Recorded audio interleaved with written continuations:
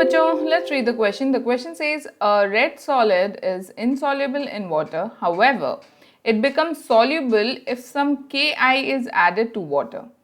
Heating the red solid in a test tube results in liberation of some violet colored fumes and droplets of metal appear on the cooler part of the test tube.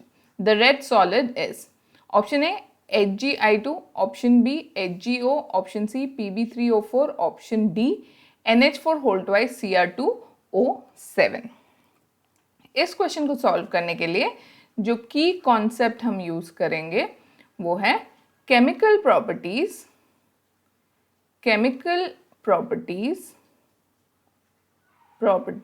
of D block elements. क्योंकि option में जो भी compounds हमें दिख रहे हैं सारे के सारे डी ब्लॉक एलिमेंट्स के कंपाउंड है. फॉर एग्जांपल HgI2 में Hg mercury D block element का कंपाउंड है. HgO में Hg mercury again D block element का डी ब्लॉक एलिमेंट्स का ही पार्ट है. देन Pb3O4 Pb लेड जो है वो अगेन डी ब्लॉक एलिमेंट्स का पार्ट है. सो दैट इज वाई ये की कॉन्सेप्ट हम यूज करेंगे.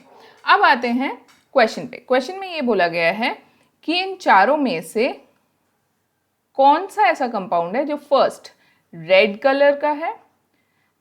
कलर है, सेकंड इनसॉल्युबल इन वाटर है, थर्ड वाटर में तो इनसॉल्युबल है पर soluble in Ki plus water. Potassium iodide अगर वाटर में हम ऐड कर दे तब ये जो पर्टिकुलर कंपाउंड है ये वाटर में सॉल्युबल हो जाता है. एंड लास्ट जो एक बहुत इंपॉर्टेंट पॉइंट है वो है upon heating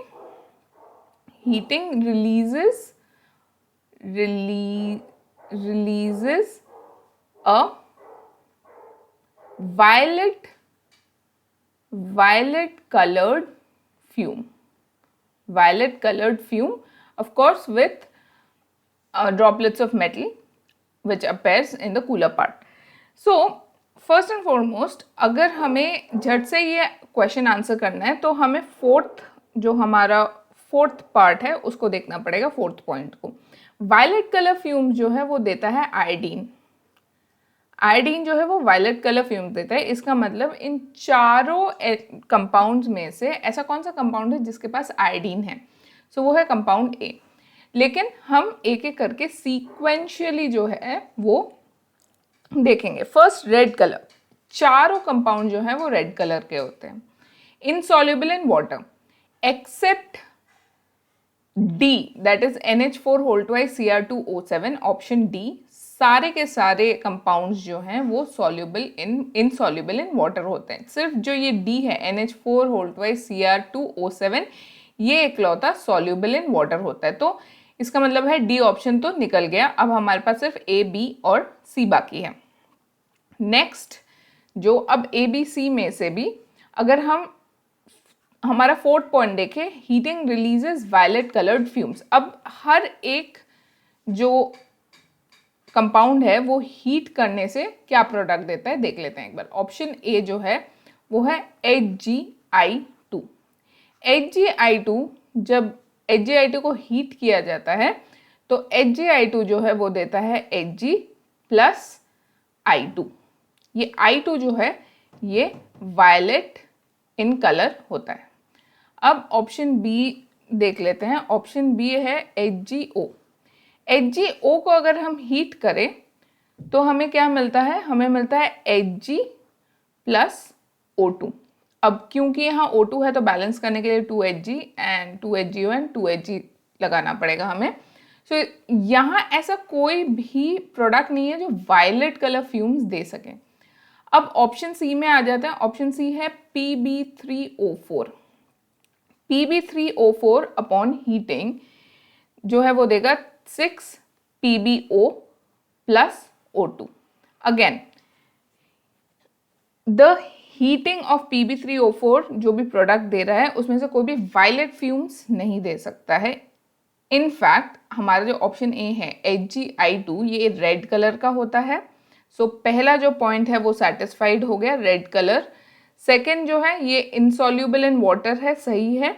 so second point भी सेटिस्फाई हो गया, insoluble in water. Third point जो है, थर्ड पॉइंट ये बोलते हैं soluble in KI plus water, तो ये जो पॉइंट है ये भी सेटिस्फाई हो जाता है, क्योंकि जब HgI2 यूजुअली वाटर में अगर हम इसको डिजोल्व करने की कोशिश करें तो ये वाटर में डिजोल्व नहीं होगा, लेकिन KI में ज़रूर डिजोल्व हो जाएगा, पोटेशियम आयोडाइड में ज़रूर डिजोल्व हो जाएगा, and it will give K2HgI4। KI में डिजोल्व होकर K2HgI4 दे देता है, and this is soluble in water. So इसके वजह से थर्ड पॉइंट भी हमारा जो है वो सेटिस्फाई हो गया है। And coming to fourth point, heating releases violet colour fumes. Violet colour fume जो है वो आयोडीन के वजह से होता है, और ये जो मेटल अपेयर होता है ऑन कूलर पार्ट्स, ये मेटल होता है हमारा mercury. So the right answer, the final answer is option A, HgI2. Hope you understood well. Best of luck.